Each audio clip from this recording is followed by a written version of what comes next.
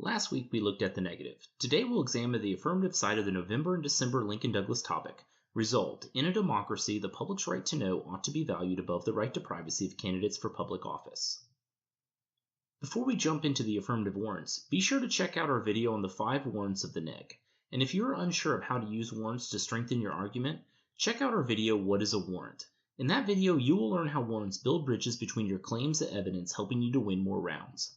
As always, the link to the full transcript is in the description. With that out of the way, let's get started. If any LD topic has begged for a good topicality argument over the last few years, this is it.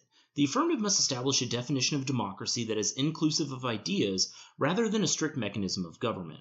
Modern democracy is a system of values. This is accomplished differently throughout the world. Larry Diamond, senior fellow at the Hoover Institute and founding co-editor of the Journal of Democracy, outlined 4 values necessary for democracy. 1. Free and fair elections. 2. Citizen participation in politics and civic life. 3. Human rights. And 4. Protection of the rule of law.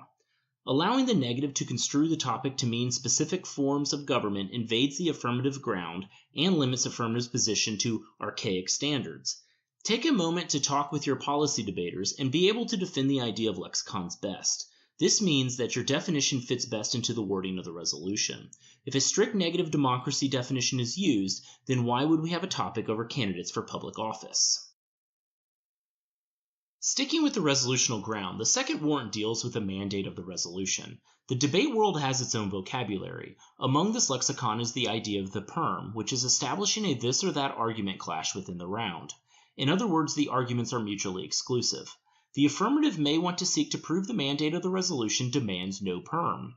The wording in the middle of the resolution, ought to be valued above, does not necessarily exclude one right. Instead, the AFF debater will want to introduce the judge to a wider use of the perm, which is short for permutation. A permutation is necessary in all value-based decision-making processes. It merely establishes an order of importance when addressing a specific problem. With use of this warrant, the affirmative is merely required to show that the public's right to know is of a higher value than the individual right to privacy.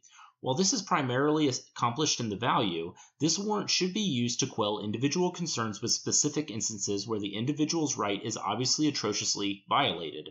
Likewise, do not allow the negative to get away with a framework that requires the AFF to show, in all cases, that the public's right is better than the individual right.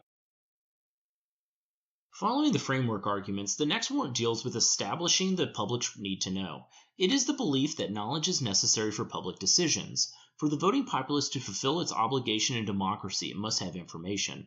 The National Democratic Institute, an international nonprofit, nonpartisan, non-governmental organization that supports democratic institutions and practices, defines citizen participation as a key element to a democratic society.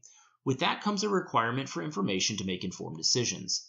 They state citizens need knowledge to make decisions about policy choices and the proper use of authority, along with the skills to voice their concerns, act collectively, and hold public officials, i.e. elected representatives, civil servants, and appointed leaders, accountable.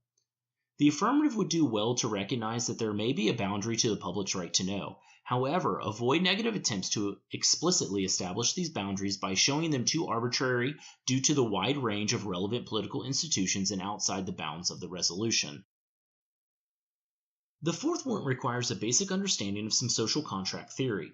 Once a debater understands the egalitarian nature of Rousseau's theory in particular, and is able to see it in our modern political dialogue, the warrant of equality requires collective supremacy will make sense for the affirmative.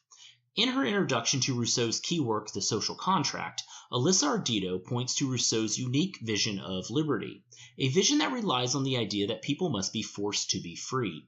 Here, the common good is seen as a higher calling than individual preference. At face value, this might seem like a hard line to push. However, when properly worded and applied, perhaps in the value, the idea of egalitarianism is a simple and common philosophy in Lincoln-Douglas. Just like the negative, the last warrant addresses the clash between individual and collective rights. For the affirmative, this means supporting the collective nature of democratic principles. One method would be to embrace it with a criterion like utilitarianism. However, a subtler approach may get you further and can be accomplished through the value. The idea of the rule of law gives this debater the supremacy of the collective yet maintains individual protection. Remember, going back to the second warrant, that you are looking to establish a hierarchy of values, not an exclusion of one or the other. Proper value selection should reinforce the idea of ordering the values. Today we have discussed 5 affirmative warrants for the new Lincoln Douglas topic, resolved: in a democracy, the public's right to know ought to be valued above the right to privacy of candidates for public office. Being able to identify and address the warrants in a round enable the debater to better connect with the judge. Ultimately, it's about winning more rounds. While we have provided a starting point, the work is only beginning. Thanks for watching. If you would like to see more of what we have to offer at Real Critique, check out our website.